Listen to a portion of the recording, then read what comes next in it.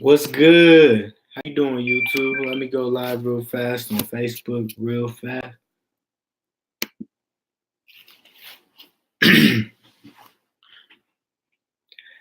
Hey y'all, what's good? Young Activist back here with another video today. And today I'm real excited to talk about this topic, especially everything that's going on in the news with the incarceration of a lot of these immigrants, these Mexicans and El Salvadorians who are being put into essentially concentration camps until they're pushed back to their own countries, which a lot of these people don't even know because these are real young kids. And you see a lot of sexual abuse going on right now in the news with a lot of these kids as well, and it's not being talked about. Why? Because two people are worried about what people are wearing at the Oscars, you know what I'm saying, with these dresses, and what this man Jesse Smollett's doing. And instead, a lot of these things are happening behind the scenes and we ain't even noticing because we too busy worried about what they got going on.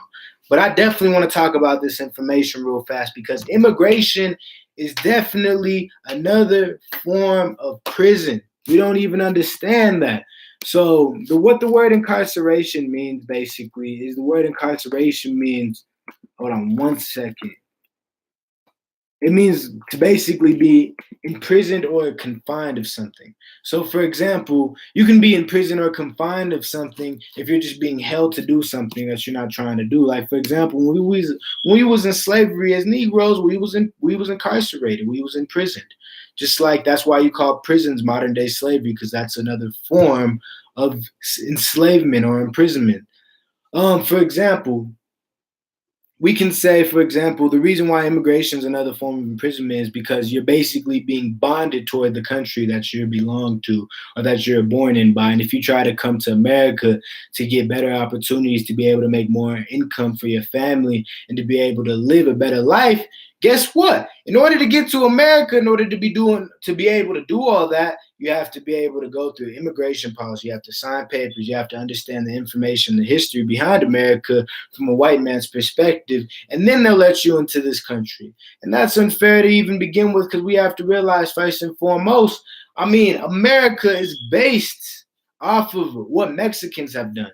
What Mexican so-called Issacharites have done for our country. Here, I wanted to read a scripture real fast. Zechariah 11:5, it says, "Whose possessors slay them and hold themselves not guilty. Then they that sell them say, Blessed be the Lord, for I am rich, and their own shepherds pity them not." So, reason why we go into that scripture is because whose possessors slay them and hold themselves not guilty. How are you going to tell a Mexican American or a Native American that this country don't belong to them, or that they have to be in certain parts of the land because that's what you decide?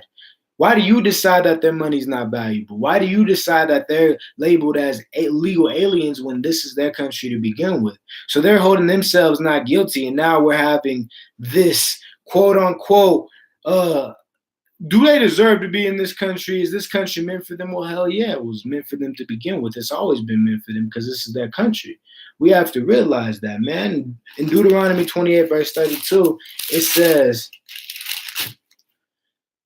"Thy sons and thy daughters shall be given unto another people, and thine eyes shall look and fell longing for them all the day long. And there shall be no might in thine hand," meaning that we have no power to stop these individuals because we stop understanding our information. We stop keeping these laws, statutes, and commandments. So when we start keeping these laws, statutes, and commandments again, then we'll understand our true history, where we come from, and we'll be able to actually realize what's going on to be able to stop this oppression that's going on in our communities. We have to be able to stop this oppression, man. We got to stop killing each other. We have to stop saying these people don't belong in this country. We have to stop voting on certain bills and quit voting, period. But we have to stop voting on certain bills that keep these people out this country when this is where they belong in the first place. But this is what we get for not understanding our information. We too busy fighting with each other, worrying about what all these people is doing with the Oscars, what Cardi B's doing. We ain't worried about these important issues that's been plaguing our community for years on end. And we have to understand that this is a normal thing that's been happening within our communities for years, including the Hispanic community. Like, for example, blacks and Hispanics Blacks and Mexicans, especially on the West Coast, we don't mess with each other. And I don't understand why. We come from the same backgrounds. We was both enslaved. We both have Eurocentric ideologies. We are both forced into a religion that had nothing to do with our culture, and they used their own Bible against us. There's so many similarities between us, and we don't even realize that because we too busy thinking, oh, now Mexicans, I don't mess with them. Now they don't like me. Or blacks, nah, we can't mess with them. Or don't mess with no Negro. You know, those are certain things that are plagued onto us. So we just realize that we think we two separate people. So we sit at separate lunch tables. Mexicans be trying to speak Spanish, not trying to be like black folk. But we wear the same clothes. We spend expensive things we spend a hell of money, as much money as we possibly can, on boots, belts, trying to look a certain type of way, trying to show off women. We both love cars. We both love acting like niggas. We both love drinking. We both love smoking. We both love doing all the exact same things. The only difference is one speaks Spanish and one don't.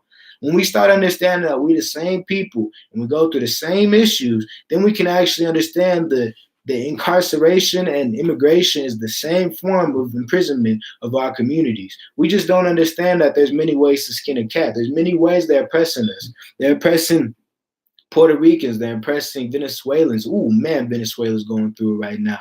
Man, they have their own Donald Trump over there.